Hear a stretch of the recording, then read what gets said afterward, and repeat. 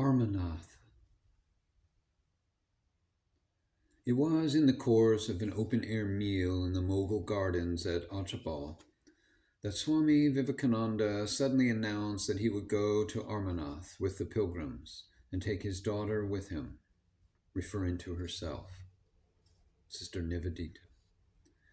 Within our little party, there was too much feeling of delighted congratulation for any obstacle to be put in the way of the fortunate member.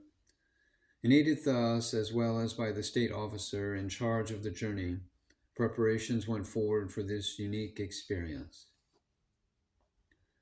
Kashmir seemed in those weeks to be full of pilgrims.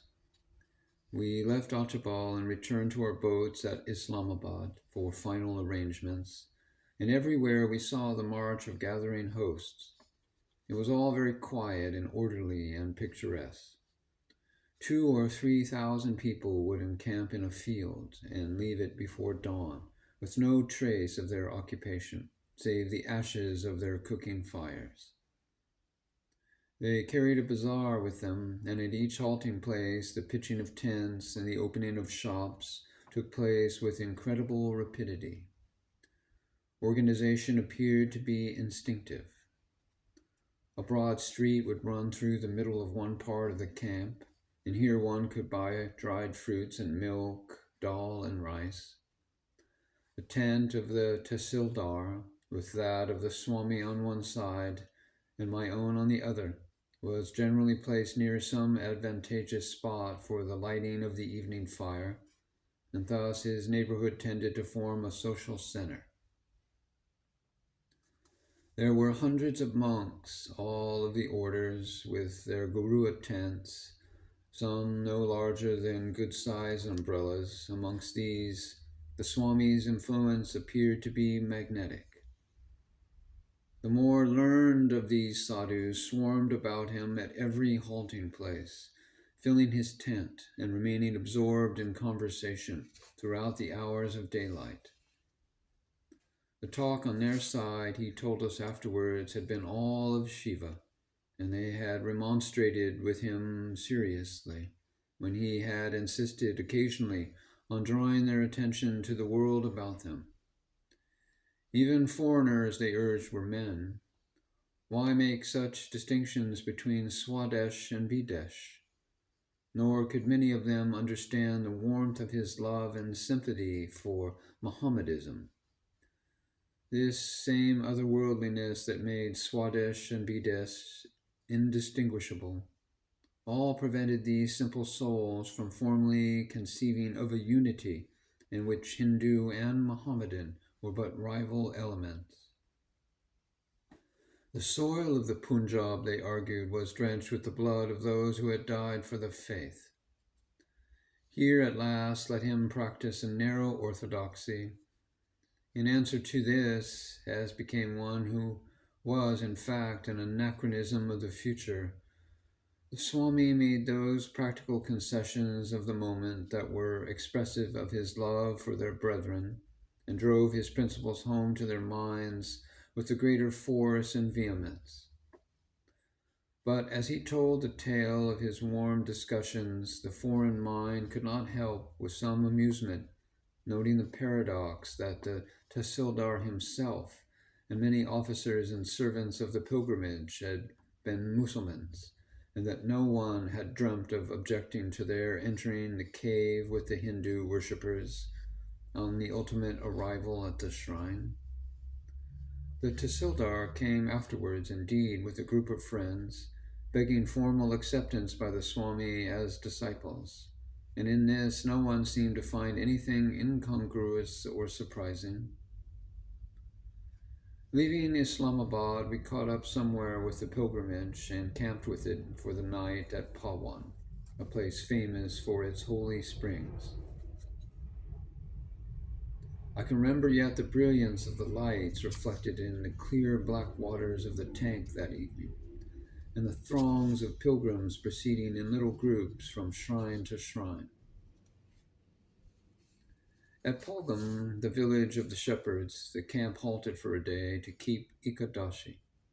It was a beautiful little ravine floored for the most part with sandy islands in the pebble-worn bed of a mountain stream.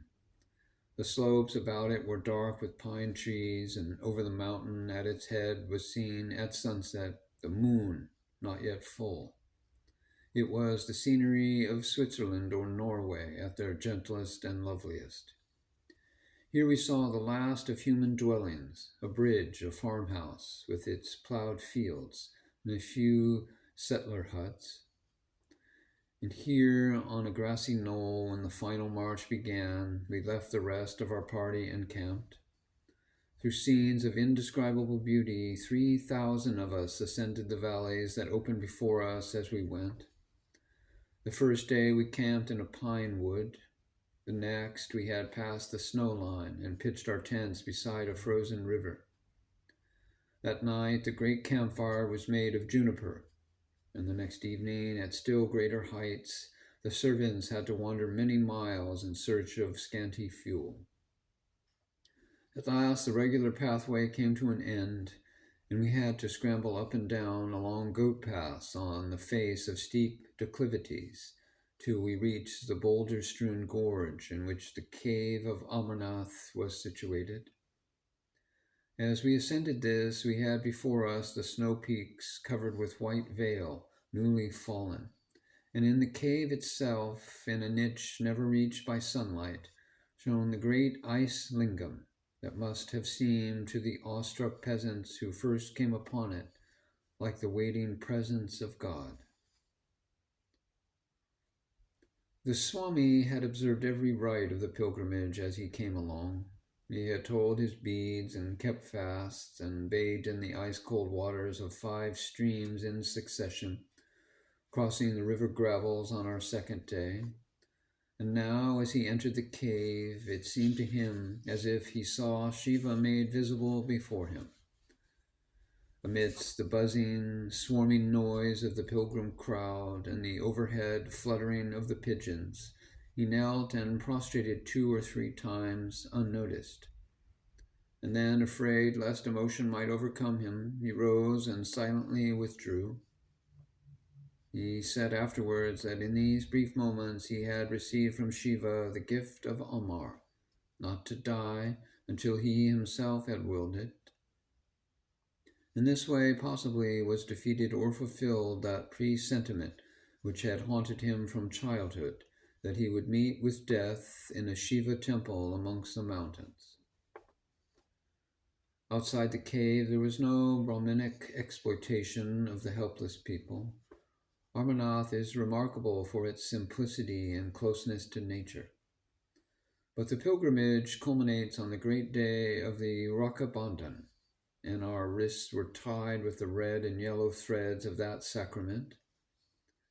Afterwards we rested and had a meal on some high boulders beside the stream before returning to our tents.